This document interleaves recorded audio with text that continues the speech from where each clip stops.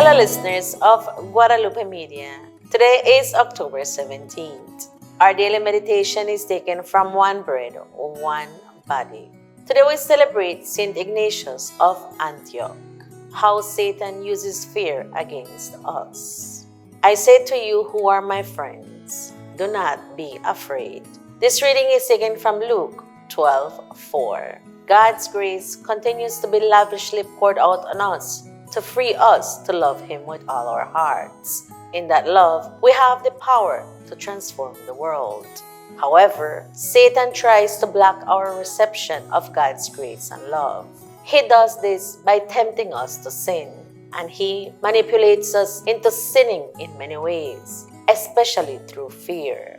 Therefore, the Lord commands 365 times in the Bible, do not be afraid.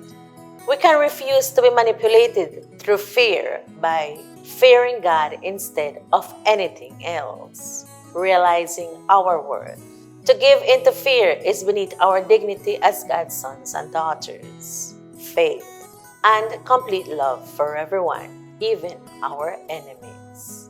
God's grace is always sufficient for everything, but we must accept it. Sin is the rejection of God's grace, and fear is one of Satan's most effective ways of setting us up to sin.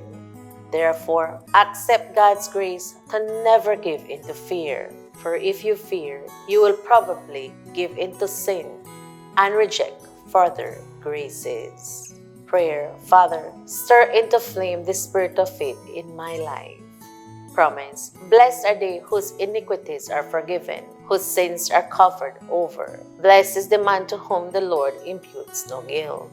Praise. Saint Ignatius' love for God was so great that he courageously faced martyrdom in the Roman Colosseum. He was ardently devoted to the divinity and resurrection of Jesus Christ. Thank you for listening. Join us tomorrow for another daily meditation. Have a blessed day.